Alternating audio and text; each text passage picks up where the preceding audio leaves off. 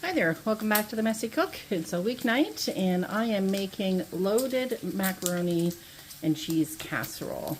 So what I have on here is about 2.5 to 3 cups of pasta. I've got boiling.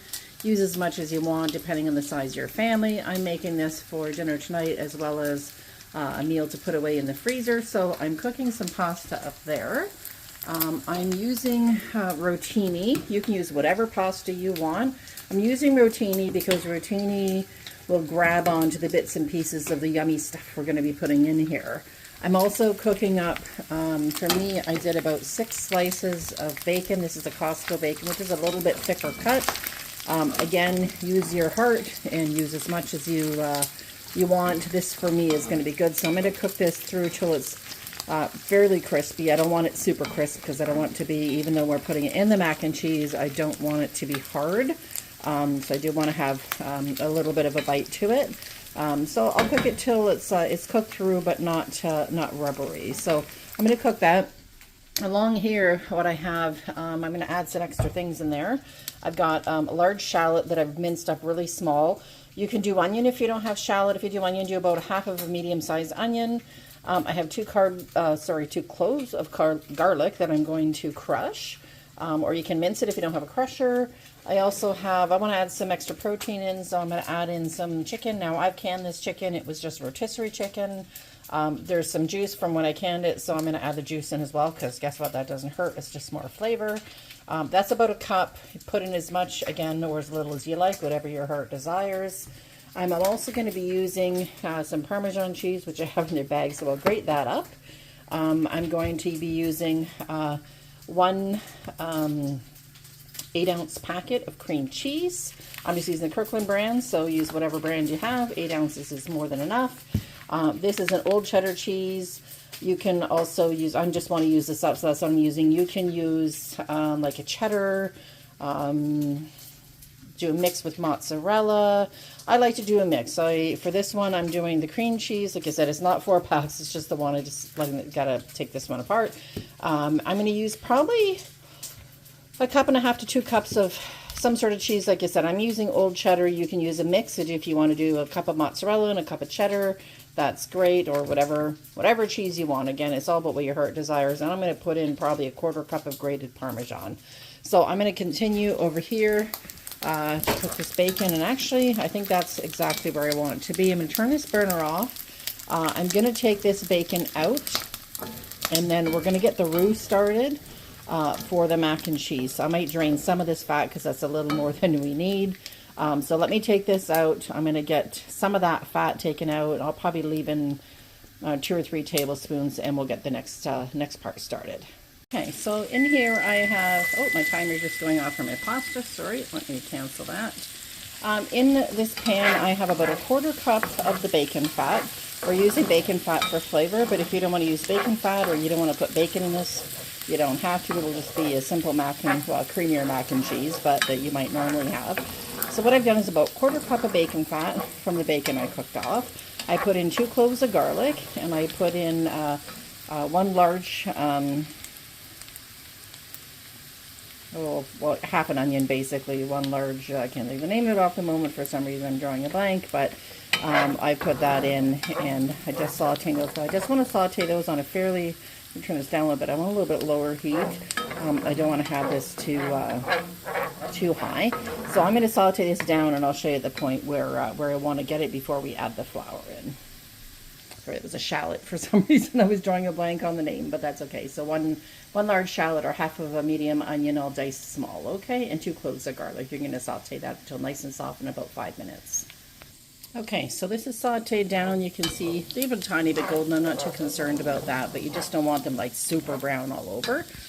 So what I'm going to do now is I've taken probably about 2 tablespoons of flour. If you are making a bigger pot, you can use more. I don't need an awful lot either right now because I'm going to be adding cream cheese in this. In a regular mac and cheese, I don't normally add cream cheese, but in this one, because this is a little bit of a loaded one, I'm adding cream cheese in it, and that will actually help thicken it as well. So we're going to let this just cook down a little bit. I'm going to cook off some of the flour and get it till it's not quite browned.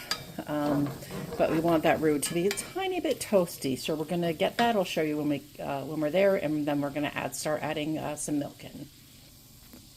Okay, so I have got the butter with the shallots and the garlic and the flour cooked down to where I want it to be. So what I'm, sorry about my camera work here. So what I'm going to start doing is I'm going to add in, I don't know, a couple cups of milk there. And I'm going to stir this in. And what we want to do is I'm going to turn the heat up just a tiny bit. And what we were looking for is to thicken this up like a gravy. Like if you make, I know in the US you guys do like a sausage gravy for your breakfast or biscuits and whatnot. This is the same sort of idea. You're going to do the roux. You want to get it thickened up. So I'm going to continue to stir this and get it thickened up, and we'll come back when I get it where I want it to be. Okay, so that's thickened up a little bit now. As you can see there, it's not as liquidy as it was. But the more I cook this, the thicker it's going to get. So I'm just going to keep this on very low. If it gets too thick, I'll add a little bit more milk. Because like I said, I'm going to be adding in the cream cheese in just a couple minutes. I'm just cutting it up, and then I want to add that in, and that's going to give some thickness as well. I'm going to get some seasonings in a second, and we'll get you seasoning this up. All right, so what I'm going to do is I'm going to add in some salt, and I'm just using it, just good old table salt, putting in probably about a teaspoon. You don't want to overdo it because you're going to be adding cheese, and the cheese has lots of salt in it. I'm going to add in about half a teaspoon of pepper. Now, I don't have white pepper, but if you have white, you can use white. You're going to mix that in. And then I'm going to add in, my secret is some Keen's mustard powder. So I'm going to add some of that in. I'm probably going to add in about a half a teaspoon. I just kind of sprinkle it around until it looks good. Of the dried. If you don't have dried mustard, my recommendation would be add a teaspoon of just regular, orange mustard or yellow mustard, or you can also add in Dijon mustard as well. It gives it that little something that when you taste it, before you put it in, you go, something's missing. That's the something. So you want to do that. Now I'm going to let this simmer for 5 minutes or so. I'm just going to turn this right down. I'm going to simmer this here. I'm going to finish cutting and grating the cheese, and then we're going to get to that spot and add it in. Okay, so I've had this all mixed up. I added some milk. It's thickened up pretty good now. I had to let it sit for a couple of minutes because it was on the telephone. What we're going to do now is I'm going to put this on about a medium heat. I'm going to add in 1 block or 8 ounces of cream cheese, which is 1 cup. So whatever way you want to measure it. If you have soft cream cheese, like whipped cream cheese, just use one of the 8-ounce containers is fine. So we want to get this in here and get this melty. So I chopped it in bits, so it'll just help it, because if you do it one big block, it just takes a little bit longer. So I'm going to let that sit for a few minutes. I also have, I'm just going to show you the ingredients. I have about 2 cups of shredded sharp cheddar cheese. I just have the white. You don't, mac and cheese doesn't have to be orange. You get Kraft Dinner, and it's usually artificial coloring. I have probably about a half a cup of shredded Parmesan. Now, I fresh shredded this myself. Use whatever you like. That just gives a little bit of a bite to it, which is really nice. I have what's probably almost a cup of crispy cooked bacon. The nice thing about bacon is you can prep it ahead of time. Bacon freezes really well once you've cooked it too. So if you have recipes you use it in a lot, you can just cook the whole pound up or your whole package up. I usually chop mine ahead of time. You can do that, and then what'll happen is you can just put it in a freezer bag, get the air out of it, and put it in the freezer, and then it's just ready to go for the next time. This is bubbling a little, so I'm just gonna mix this down. And I'm using a whisk. Use a spoon, whatever you want, anything will work. And the other ingredient I'm going to add in, because I want to add in a little bit of protein, this is about 1 cup of shredded chicken. This is stuff I actually pressure canned in the summer from a rotisserie chicken or a barbecue chicken that I made. I just took the meat, put it in a jar, and then I pressure canned it, and the juices came out of that. So I'm actually going to add I'll add the juices in now, actually, because this is getting a little bit thick. So I'm using the juices. It's basically just bone broth, chicken bone broth. Yeah, that'll help, because this cream cheese, like I said, will thicken things up a little bit. So this is getting there. So that's nice. You want to get this warmed and get everything just kind of mixed together. It takes a few minutes for all these little lumps to come out, so no concern there. I'm just going to zoom in a little bit and aim that a little bit better so you can see. There, hopefully you can see a little bit better. There we go. So I'm gonna add in about almost all of the Parmesan. I'm gonna leave a little bit, just a couple tablespoons for the top. We're gonna mix this in. The other thing you can do is you can taste as you go to see if your flavor is good, that it's where you want it, if you need more pepper or if you need more salt, if you want to add any other seasonings into it. Maybe a fresh thyme might be nice in this, or some basil even. I'm not going to do that because I don't have either. I do have dry, but I don't really want to add that. So I'm going to add in now the sharp cheddar cheese, or whatever cheese, like I said at the beginning, use whatever cheese you want. I'm going to leave half a cup to put on the top.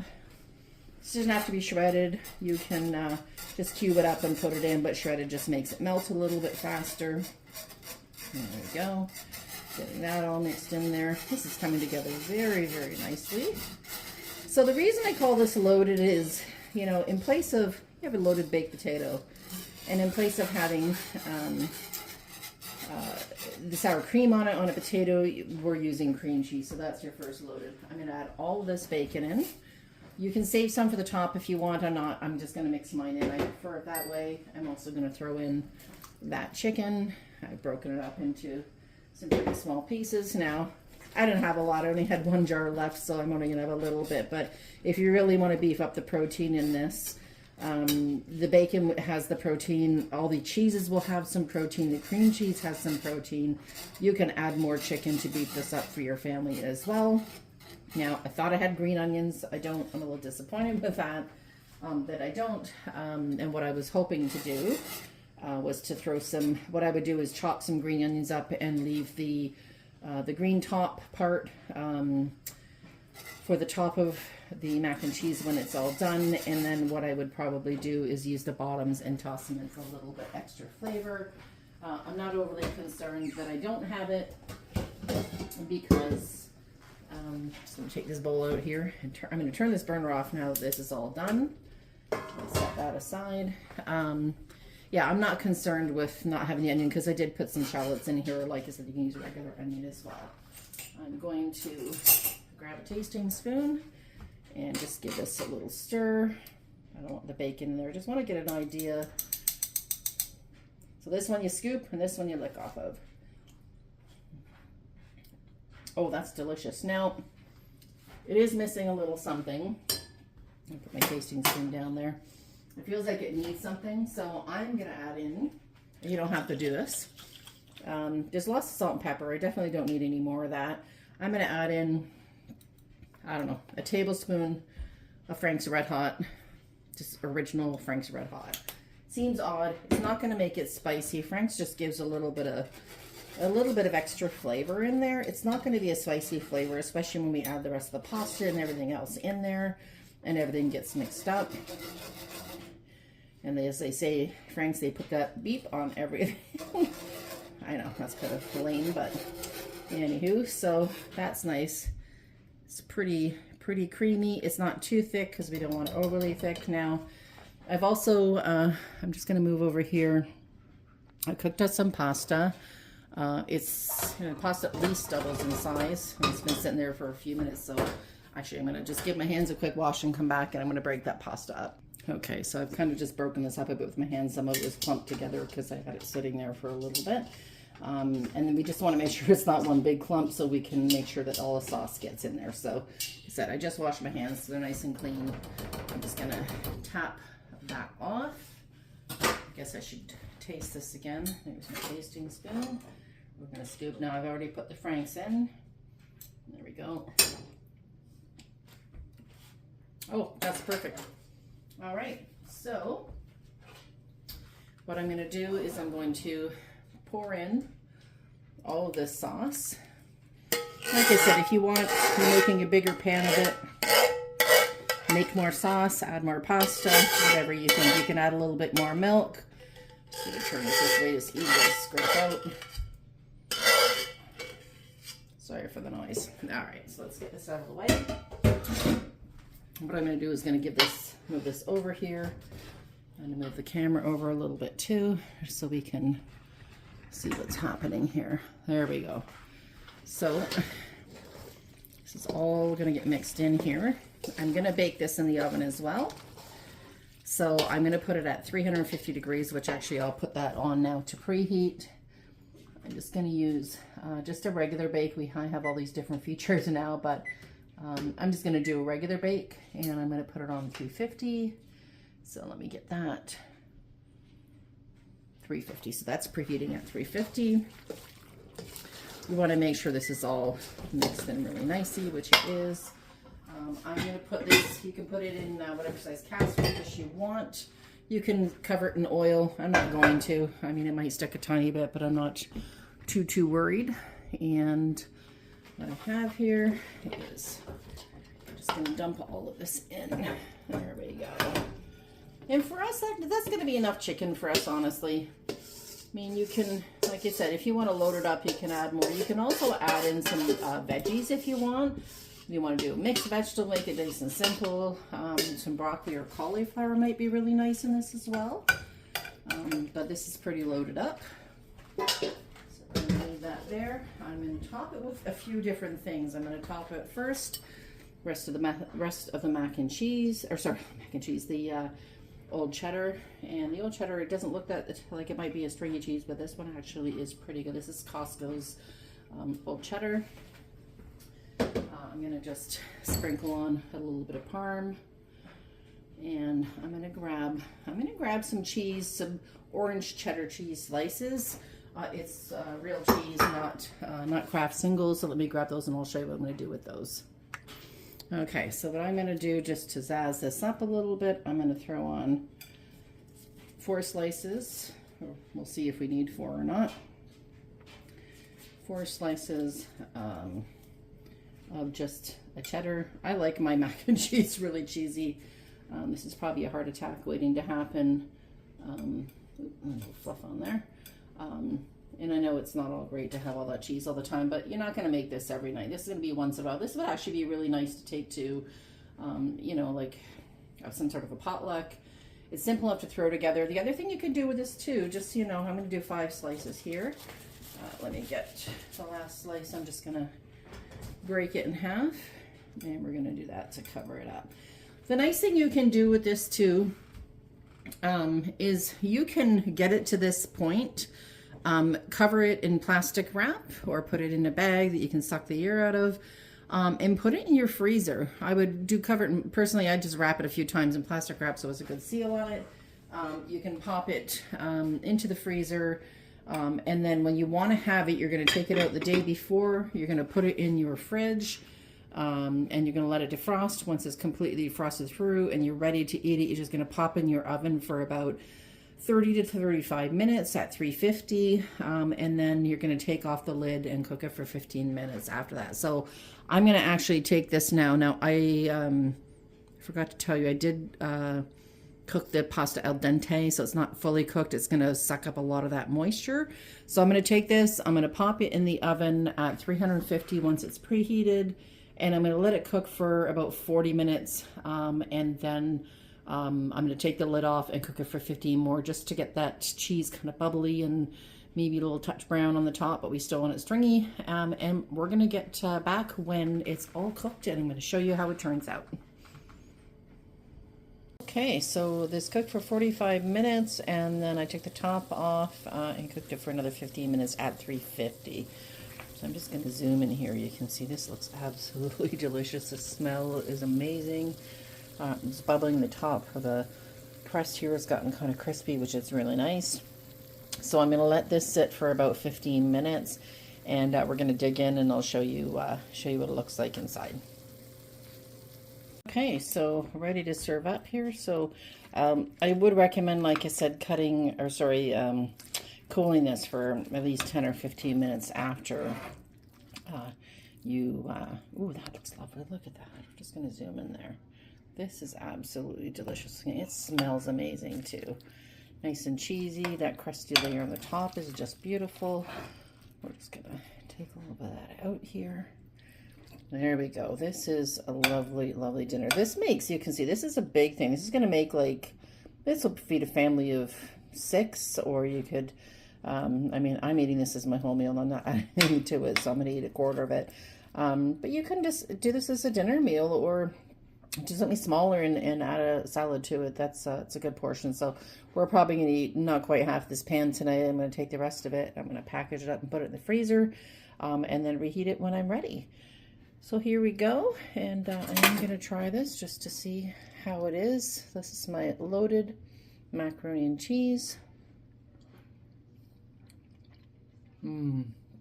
That flavor is amazing. I'm going to sprinkle a little bit of salt and pepper and have my dinner.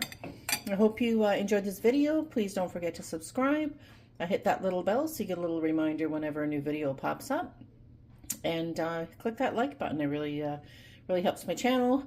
I hope you have a great day. Thanks again for joining us here at The Messy Cook. You have a good day. Stay warm, and we'll see you again soon. Take care, everybody.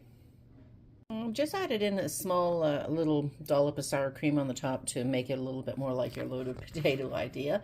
If I had some green onions or some chives, even a little basil, it would be nice just to sprinkle that on the top. But this is really delicious. Have a great day, and thanks again for joining.